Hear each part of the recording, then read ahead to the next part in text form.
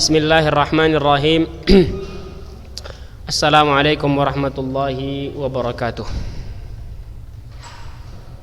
Alhamdulillahi wassalatu wassalamu ala rasulillah. Wala hawla wala quwwata illa billah. Amma ba'd. Ikhwan dan akhwat, para siswa dan siswi yang dimuliakan oleh Allah Subhanahu wa taala.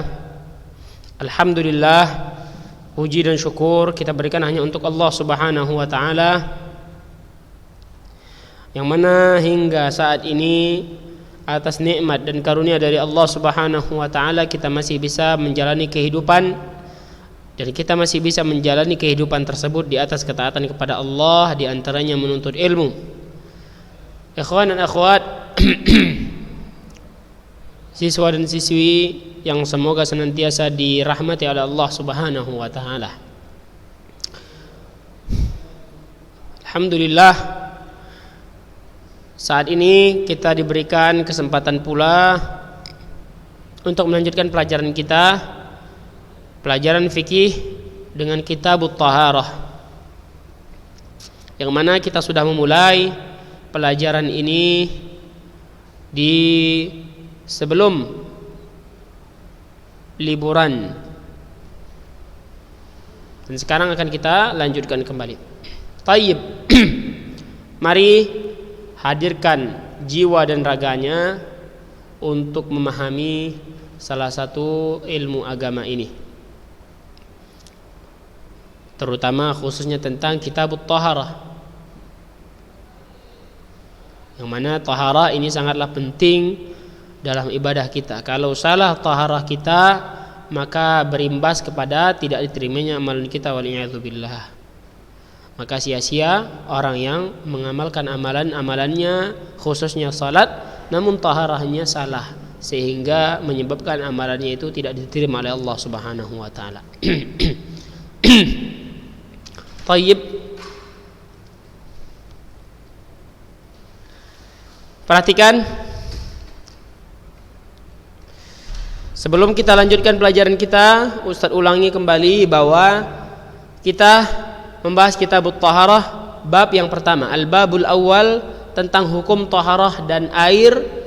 Di dalamnya terdapat beberapa masalah. Masalah yang pertama itu tentang pengertian taharah, kemudian pentingnya, urgensinya taharah, dan pembagian taharah ke beberapa macam. Taharah tentu sangat penting karena ia merupakan kunci salat. Itu jelas. Bagaimana pentingnya kunci untuk pintu, maka begitu pula pentingnya taharah untuk salat seseorang. Dan taharah merupakan syarat yang paling ditekankan agar salat seseorang bisa diterima oleh Allah Subhanahu wa taala. Tayyib. Kemudian pentingnya taharah, pembagian taharah terbagi menjadi dua, taharah ma'nawiyah dan taharah hissiyah. Ini sudah kita jelaskan. Taharah ma'nawiyah tentu sangat lebih penting ketimbang taharah hissiyah. Karena apa? Ia berkaitan dengan hati. Terutama jika hati seseorang masih dipenuhi dengan kesyirikan, keyakinan yang batil, maka itu bisa mempengaruhi diterimanya amalannya. Sehingga taharah ma'nawiyah harus lebih dia kerjakan, harus ia selesaikan, menghilangkan segala bentuk kesyirikan, segala bentuk maksiat dari hatinya. Begitu pula taharah, pentingnya taharah hissiyah. Taharah hissiyah ini seperti yang kita ketahui bahwasanya jika seseorang salah dalam taharah hissiyahnya, maka salatnya bisa tidak diterima. Jadi sebelum seseorang ingin melakukan salat, maka dia harus selesaikan taharah hissiyah. Apa itu taharah hissiyah? Mengangkat hadas dan menghilangkan khabath. Ini sudah kita jelaskan apa itu hadas, apa itu khabath. Silahkan catatannya diulang-ulang kembali. Adapun hadas ada dua jenis, hadas besar dan hadas kecil. Bagaimana cara menghilangkan hadas kecil? Maka cukup dengan berwudu, anggota-anggota wudu. Adapun hadas besar, bagaimana cara menghilangkannya? Dengan cara mandi wajib. Begitu pula dengan khabath, ada tiga jenis cara menghilangkannya atau mengangkatnya. Ada yang dengan dicuci, ada yang dengan diusap, ada yang dengan dipercikkan saja dengan air. Tergantung berapa jumlah banyak atau berapa banyaknya volume khabath di dalam pakaian, tempat atau badan seseorang. Tayyib.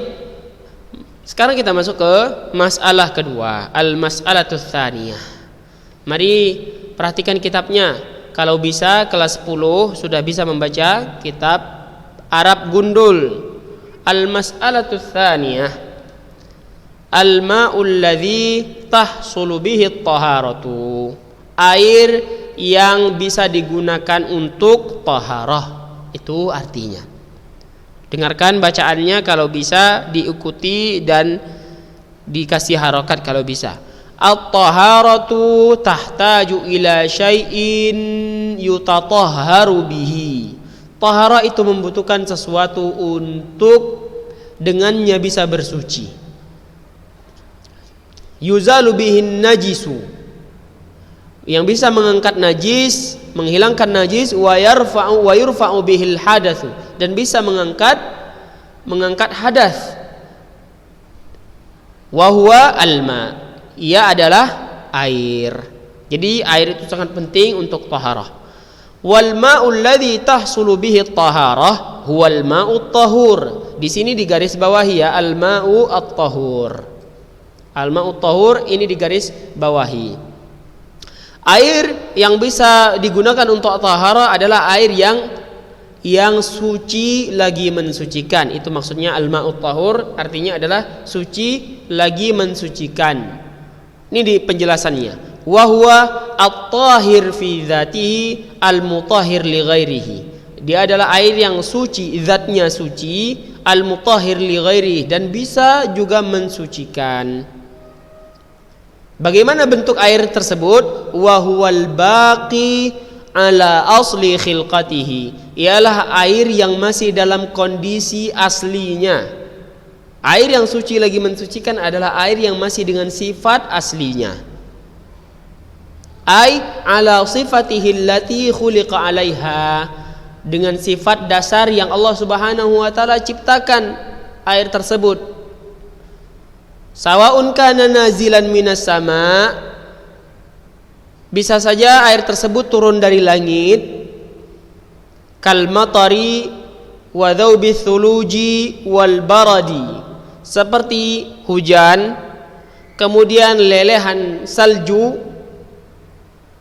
lelehan es atau salju, wal baradi, air dingin, air salju, air es, au jariyan fil ardi, atau air tersebut mengalir di bumi, kama'il anhar, seperti air sungai, wal uyun, dan juga mata air, wal abar, air sumur, wal bihar, air laut.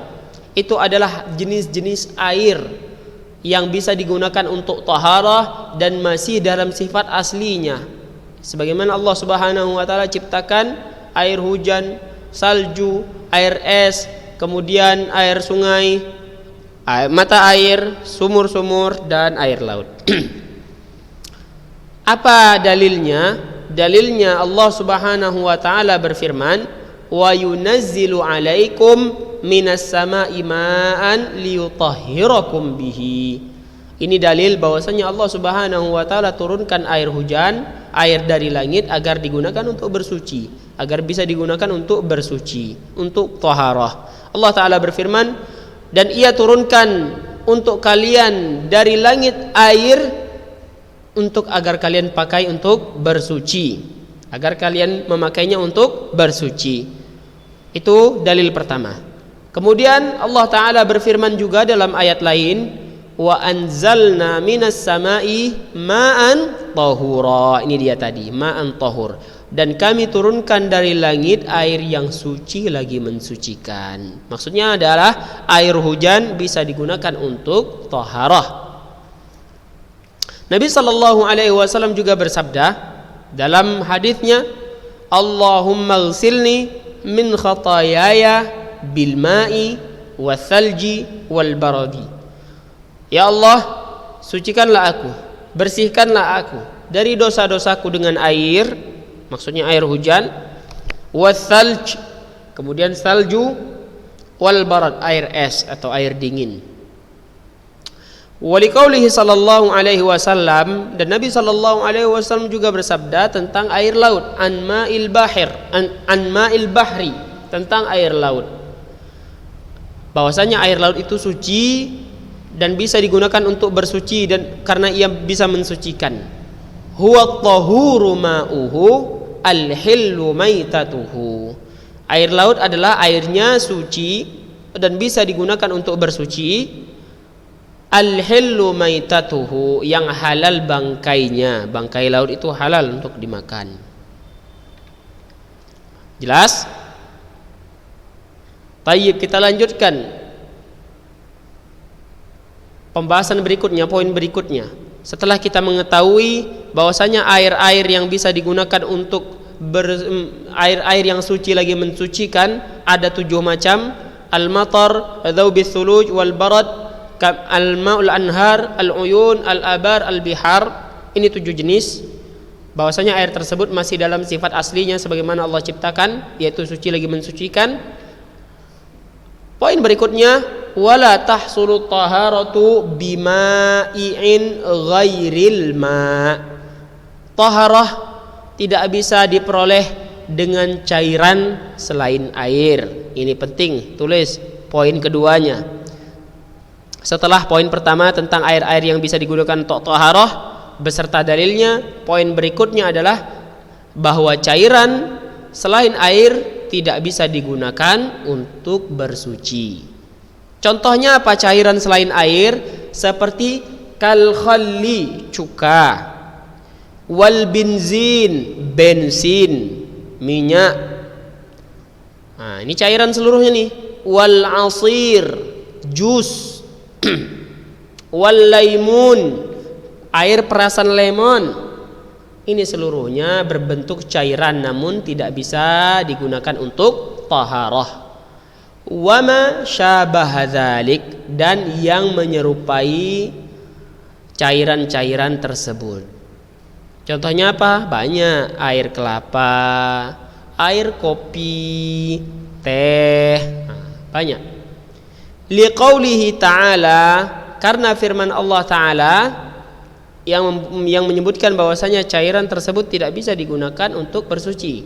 Ini ayatnya butuh pemahaman, butuh fokus.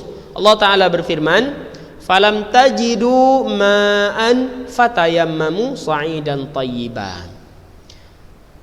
Maka jika kalian tidak mendapatkan air, di sini air, maka bertayamumlah dengan debu yang suci lagi baik. Allah jelaskan kalau tidak dapat air, maka silakan bertayamum dengan debu yang suci dan baik. Ini penjelasannya.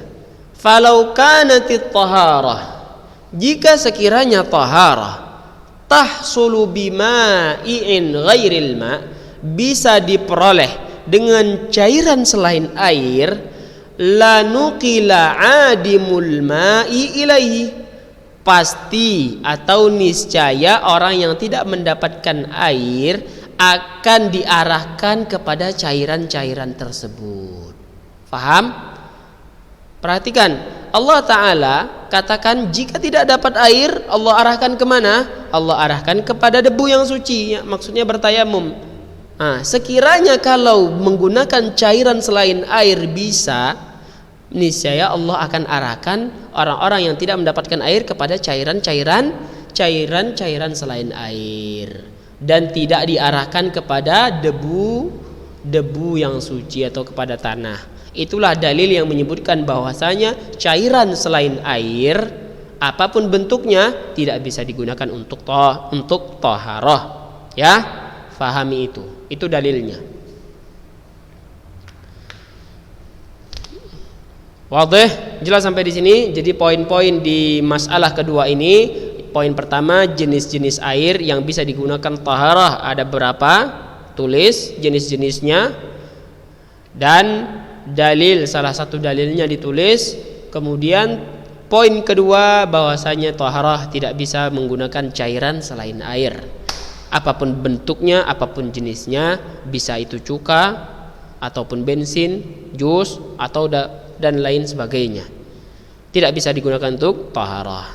Dalilnya apa? Allah Ta'ala berfirman, falam tajidu ma'an, dan jika kalian tidak mendapatkan air, fatayammamu sa'idan thayyiba, silahkan bertayamum dengan debu yang baik dan suci. Allah pindahkan orang yang tidak mendapatkan air kepada debu, tidak Allah pindahkan kepada cairan-cairan tersebut. Kalau memang bisa menggunakan cairan tersebut untuk taharah, maka niscaya Allah akan pindahkan kepada cairan tersebut. Namun nyatanya di sini tidak bisa digunakan untuk taharah. Wallahu a'lam. Ada pertanyaan lagi? Ya, jelas. Nanti kalau ada pertanyaan, apakah taharah bisa menggunakan cairan selain air? Sebutkan dan jelaskan dalilnya. Apa yang sudah Ustaz terangkan, jawab seperti itu. Cara menjawabnya tidak bisa. Tidak bisa taharah menggunakan cairan selain air. Dalilnya apa? Allah Ta'ala berfirman, falam tajidu ma'an fatayammamu sa'idan thayyibah. Artinya, jika kalian tidak mendapatkan air, maka silahkan untuk bertayamum menggunakan debu yang baik atau lagi suci. Tidak Allah pindahkan kepada cairan tersebut. Ini membuktikan bahwasanya tidak bisa taharah menggunakan cairan selain air. Wallahu a'lam. Jika menjawab seperti itu 100. Dah. Berikutnya al-mas'alatu tsalitsah. Masalah ketiga masih berkaitan tentang taharah dan air. Masih berkaitan tentang taharah dan air. Al-ma'u idza khalatathu najasatun. Air yang apabila bercampur dengan najis. Air yang apabila bercampur dengan najis. Apa hukum airnya? Apa hukum airnya? Dengarkan, nanti Ustaz akan jelaskan poin-poinnya. Adapun sekarang perhatikan kitabnya, usahakan bisa membacanya. Ini sambil Ustaz artikan. Al-ma'u idza khalatathu najasatun faghayyarat ahada awsafihi thalathah. Air yang apabila bercampur dengan najis, kotoran dan lain-lain, faghayyarat ahada awsafihi thalathah, sehingga najis tersebut mengubah salah satu dari 3 sifat air, 3 sifat dasar air oleh najis tersebut. Apa 3 sifat itu? Rihuhu, aromanya, au ta'muhu, rasanya, au launuhu, warnanya. Nah, jika salah satu 3 ini berubah disebabkan oleh najis atau kotoran yang bercampur ke dalam air, fahuwa najisun, maka air tersebut najis. Ini poin pertama. Jadi poin pertama tulis, apabila air bercampur dengan najis sehingga mengubah salah satu sifat dasar air yang 3, aroma, rasa atau warnanya, maka hukum airnya najis bil ijma'. Dengan ijma' para ulama, airnya najis. Kalau najis, la yajuzu isti'maluhu, tidak boleh digunakan. Itu poin pertama. Jika salah satu dari tiga sifat dasar airnya berubah, hukum airnya jadi najis. Ingat, itu poin pertama. Fala yarfa'ul hadatsa wa la yuzilul khabas, sehingga air tersebut tidak bisa mengangkat hadas pada diri seseorang, tidak pula menghilangkan khabas. Lanjut, sawaun kana katsiran au qalilan, baik air itu banyak ataupun sedikit. Kalau intinya salah satu dari 3 sifat air itu berubah, entah itu aromanya jadi bau atau berubah jadi aromanya bagaimana, atau rasanya atau warnanya, maka banyak ataupun sedikit air tidak bisa digunakan untuk taharah karena dia najis dengan ijma' para ulama. Banyak ataupun sedikit ya, Itu poin pertama. Poin kedua, amma idza khalatathun najasah walam tughayyir ahada awsafihi. Ini poin kedua. Adapun jika air bercampur dengan najis namun belum mengubah salah satu dari 3 sifat dasar air tersebut, tidak berubah. Aromanya tidak berubah, rasanya masih sama, kemudian warnanya masih sama, tidak berubah karena najis yang masuk ke dalamnya. Di sini jawabannya ada 2 cabang. Untuk poin kedua ada 2 cabang. Poin kedua, jika najis bercampur ke dalam air namun belum merubah salah satu dari 3 sifat dasar air. Jawabannya ada 2. Yang pertama, fa in kana katsiran, jika air itu banyak, lam yanjus. Jika airnya banyak maka tidak najis. Meskipun masuk ke dalamnya najis. Jadi airnya tidak najis karena salah satu dari 3 sifat dasar air itu tidak berubah sehingga tidak najis. Ini apabila airnya banyak ya. Apabila airnya banyak maka hukum airnya tidak najis, wa tahsulut taharatu bihi, dan taharah dan airnya bisa digunakan untuk taharah. Itu jika air banyak. Kalau pembahasan pertama tadi, poin pertama itu air banyak ataupun sedikit, jika salah satu dari 3 sifat dasar air berubah maka dia najis. Berubah ya. Kalau poin kedua ini tidak berubah. Najis bercampur ke dalam air namun belum merubah. Kalau airnya banyak maka tidak najis dan bisa digunakan untuk taharah. Ini yang kedua. Wa amma in kana qalilan fayanjus. Adapun jika airnya sedikit masuk ke dalamnya najis ataupun kotoran, fayanjus, maka airnya berubah menjadi najis. Wala tahsulut taharatu bihi, dan tidak bisa digunakan untuk taharah. Ya? Jelas? Itu poinnya sudah jelas. Poin ketiga berikutnya. Poin ketiga ini tentang apa batasan air dikatakan banyak atau sedikit ya. Ini poin ketiga. Jadi antunna dan antum bisa menulis catatannya dengan jelas. Poin ketiga, wahaddul ma'il katsir, batasan air disebut banyak itu adalah ma balagha kullataini fa aktsar, yang mencapai 2 kullah fa aktsar atau lebih. 2 kullah berapa Ustaz? 2 kullah, 1 kullahnya itu kurang lebih ada yang mengatakan 160 liter, ada yang mengatakan lebih, ada yang mengatakan 190 liter. Itu 1 kullah. Kalau 2 silakan ditotal, 160 tambah 160 jadi 320, kurang lebih 320 liter. Itu air dikatakan banyak. Mulai dari 320 liter sampai selebihnya dikatakan banyak. Itu batasan air yang dikatakan banyak adalah 2 kullah, atau dalam bahasa kita 2 drum aja lah, 2 drum. Wal qalil maduna dzalik, adapun sedikit, air yang dikatakan sedikit yang di bawah 2 kullah. Selama dia belum sampai 2 kullah, belum sampai 320 liter air, maka dia dikatakan sedikit. Jelas? Ini poin ketiga tentang berapa air yang dikatakan banyak ataupun sedikit. Sudah Ustaz jelaskan, itu poin ketiga.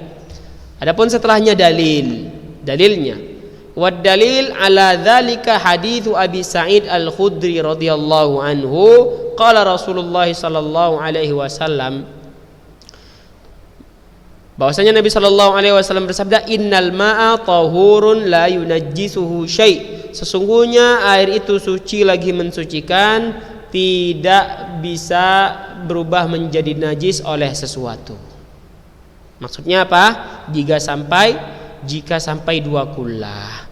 Dikuatkan dengan hadis Ibnu Umar. Hadis Ibnu Umar radhiyallahu anhuma, anna Rasulullah sallallahu alaihi wasallam qaal, Nabi sallallahu alaihi wasallam bersabda, idza balagal ma'u qullataini lam yahmilil khabath.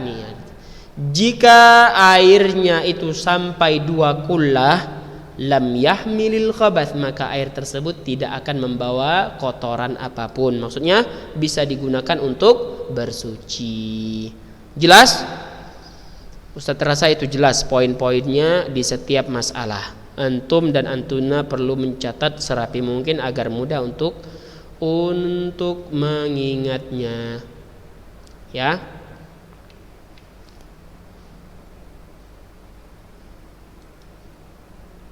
Baik.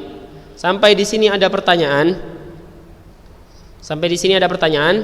Jadi bagi antum dan antuna sangat penting mencatat poin-poin tersebut. Meskipun tidak dikirim kepada ustadz, apa yang sudah dicatat enggak masalah. Yang masalah itu adalah yang tidak mencatat. Ya, yang masalah itu yang tidak mencatat. Catat apa yang sudah Ustaz sebutkan poin-poinnya, itu penting buat antum dan antunna. Jika ada yang tidak jelas dari penjelasan Ustaz tadi, boleh ditanyakan.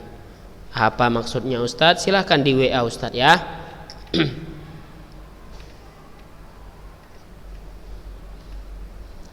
Sampai di situ pelajaran kita. Semoga apa yang didengar bisa bermanfaat dan bisa didengar, bisa diajarkan pula kepada orang lain dan bisa diamalkan.